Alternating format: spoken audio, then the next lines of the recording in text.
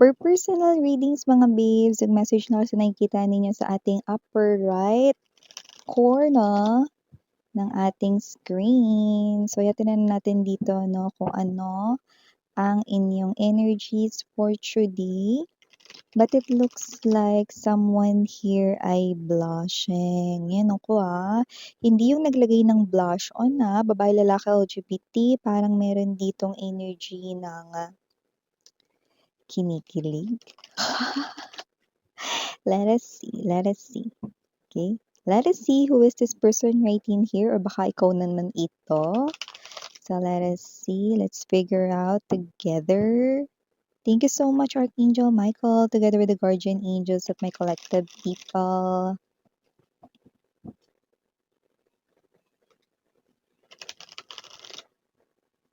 Okay, let's go ahead and check these details right here. Please just take only what resonates sa'yo, babe.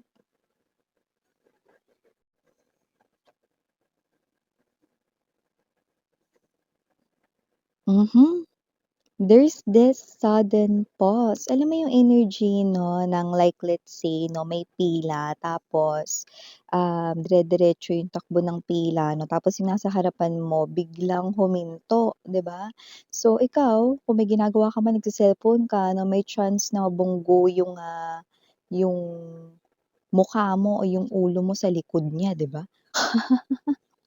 So, there's this sudden pause, 'no? So, meron ditong energy, example lang yun meron ditong energy na parang, tuloy-tuloy niya na itong ginagawa, pero parang meron ditong paghinto, okey? Tingnan natin kung pansamantalang pagtigil ito, like temporary lang, pero tingnan natin mukhang, may energy rito that with the Four of Swords energy, yan yung energy ng paghinto.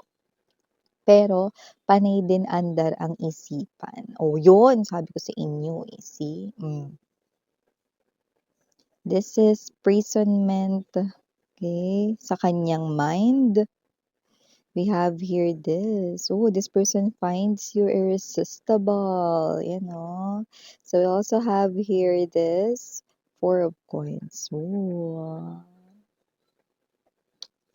This person finds it very not just fascinating to look at you, but very comforting as well. This person here ay nakikita ko na looking at you like he or she no ay nakikita ka bilang stress reliever. Yun, bongga. We also have here this Three of Swords energy. I mean the Three of Wands, pero nabanggit ko dito yung Three of Swords. So, ibig sabihin, this person here might be thinking about a future plano sa hinaharap, sa future, may kinalaman sa'yo, Seven of Coins energy. Ooh, we have here, okay, I think I got it. Two of Cups, center ng reading plus the Moon. Okay. Both of you could be pet lovers, might be owning a pet trend, pero doesn't have to be. Maybe someone no, who respects animals as well. So let us see. Yeah, this is definitely it is, no? My intuition confirms ito. Ayan, no? We have here this Five of Swords now. Page of Swords right in here. Bottom of the deck, we have the Six of Swords. The Eight of Swords. Yan, no? Seven of Swords yun, Tapos nandito rin ang Eight of Swords. And the King of Swords. Yun. Yun, patay tayo dyan. Bakit miss yan? Patay tayo dyan. Kasi kung sino man tong energy na to, no? So nakikita akong tinutumbok na itong mensahe ng reading ninyo. Yan, no? Oh. Nakikita kong, move on na siya sa'yo 'no, pero mukhang hindi na tuloy-tuloy dito mga bebs 'no. Dahil itong person na 'to 'no, ay kinikilig na naman siya, ayan 'no. Naalala ko tuloy yung kanta na, "Kinikilig na naman ako." Ayan. This person here could be someone kaya hindi niya rin kayo dito parang matakasan talaga. Na hindi niya rin talaga maiwasang hindi kayo rito makita. Puwede kasing katrabaho niyo siya rito, puwede rin naman na kapitbahay, neighbor, puwede rin naman rito 'no na, nasa loob rito 'no ng iyo ritong negosyo or pinapasukan 'no, someone around you, 'yan 'no. Maybe not palagi pero minsan 'no, to madalas, 'yan, okey. So, nakikita ko dito nitong person na 'to 'no, ay someone dito na parang lately iniiwasan ka niya at mukhang nagtatagumpay na siya, 'yan oh. So, excuse me. So, yung energy niya kasi rito 'no is parang, nilalayuan ka niya 'no, na parang alam mo halo sila, eh. Maaaring energy ito ng ex mo na, pero meron ding energy rito 'no ng new person pero parang feeling niya hindi kayo bagay for each other. So, nakikita ko rito na parang alin man siya dun, pinipili niya rito na iwasan kayo, 'yan oh. Pero mukhang, nagkakaroon na rito 'no ng energy ng "Andiyan ka na naman." Tinutokso-tukso ang kanyang puso, 'yan. So, paano ka nga ba niya iiwasan kung palagi ka niyang nakikita, 'di ba? Paano niya rito, 'yun 'no, maiiwasan ang taglay mo rito 'no, na karektan, kagandahan or kagwapuhan 'no. Sa kanyang paningin, kinikilig na naman siya ulit sa'yo 'no. Ang hirap talaga mag-move on lalo na 'no, kung hindi naman naging kayo. Kasi iba sa kanila hindi naman naging kayo pa, pero nagmo-move on na siya sa'yo kasi feeling niya hindi ka niya deserve, masyado kang too good for him or her 'no. So, nakikita ko rito that this person ay putting you on high pedestal. So, iba naman puwedeng hindi naman ito yung energy ng hindi mo pa nakarelasyon, sa iba puwedeng ex mo naman ito na nile-let go ka na, pero ayan nakikita ka na naman niya ulit, nagbabalik na naman dito yung mga ala-ala ng kahapon 'no, at nagbabalik na rin dito ang kanya ritong, pagkagusto, pagkahumaling or puwedeng pagmamahal para sa'yo 'no, kasi kinikilig-kilig na naman siya rito 'no. Alam mo 'pag kinausap mo nga ito, mga babes 'no, ay naku, baka desisyon nabubulol, baka makapagdesisyon siya agad na itigil na itong pag-iwas sa'yo. Yun 'no, so bago natin na pag-usapan pa ito more, batiin muna natin everybody. Hi and hello there everyone, my name is Yan. Welcome new subscribers, returning Eastern buyers, thank you sa inyong walang sawang love and support for me. At kung di niyo pa alam, meron pa po tayong, isa pang channel, link down below lang sa ating description box. So if interested, just click that link lamang po para makarating kayo dun.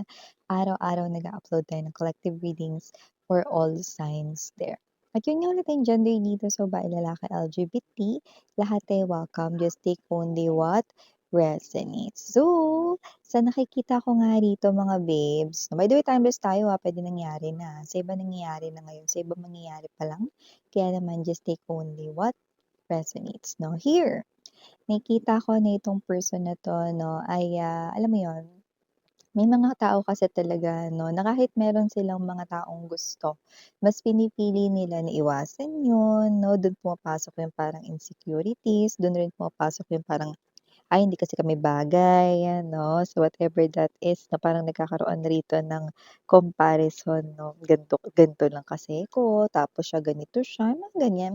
Kaya hindi tuloy natutuloy yung mga pag-ibig dahil humihina yung loob, 'yan, oh. So may mga gano'ng klase ng sitwasyon 'no, at yun nga yung parang, insecurities yung humaharang 'no, feeling niya kasi hindi ka niya deserve 'no, puwedeng nai-intimidate din siya sa'yo lalo na kung talagang ayan oh, tignan mo 'yan oh, lakas ng appeal mo dito to the point na nakikita niya na kung ikaw ay talagang, alam mo 'yun, physically attractive, ang tingin niya naman sa sarili niya siyongit siya, 'yan, 'di ba? See, hindi pumapantay.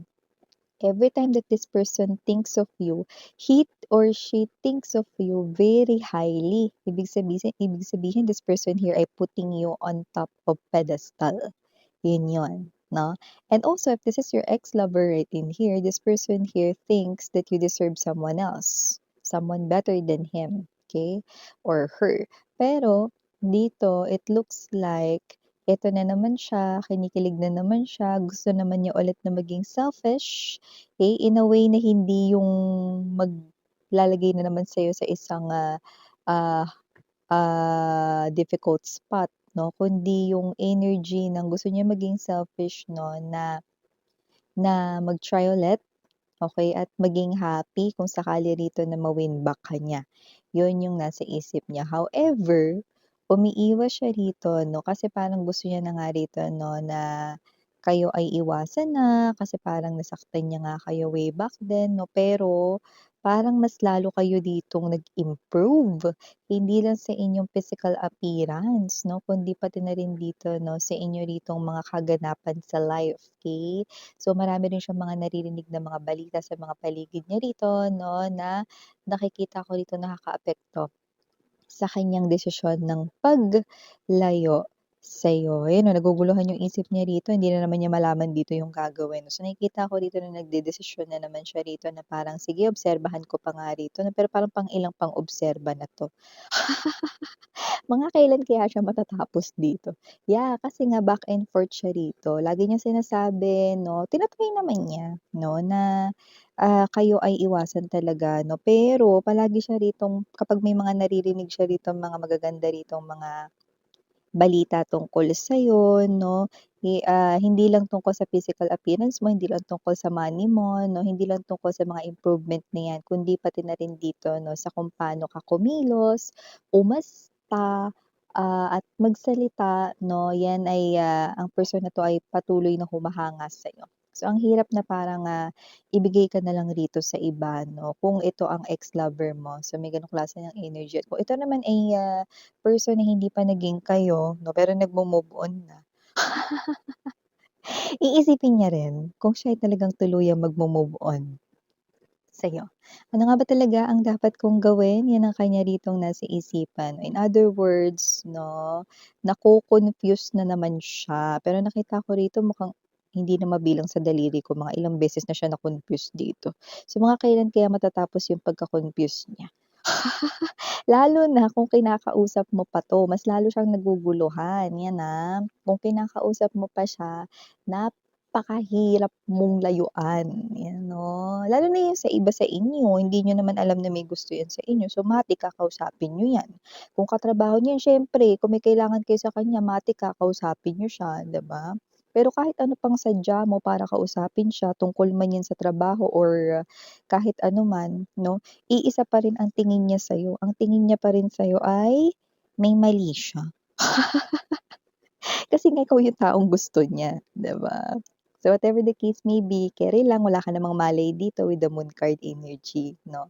At kung ito naman ang ex mo na sa iba sa inyo 'no, maaaring kung kinakausap niyo pa siya 'no, pero karamihan kasi dito hindi niyo siya kinakausap pero tignan niyo ganito na yung nangyayari sa kanya.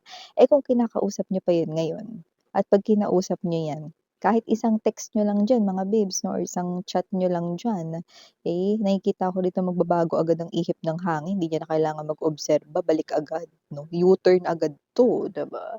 So, kung sino man 'tong energy na 'to, 'yan, nako-confuse na naman siya rito ulit, yung nakikita ko.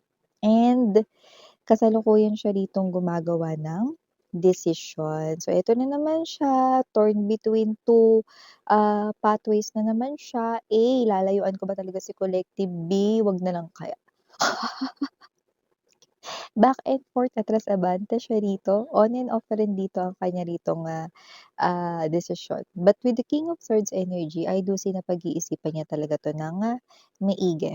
This time, hindi na siya rito parang kailangan makagawa na ako talaga ng solid na na desisyon dito, 'yan 'no. Pero kung titingnan ko talaga yung kanya rito na energy 'no, nakikita ko that with this King of Swords energy, this person here, kaya siya nagkakaganyan kasi mas mataas yung kanyang emosyon, 'yan nakikita ko rito, kumpara doon sa labanan ng isipan niya.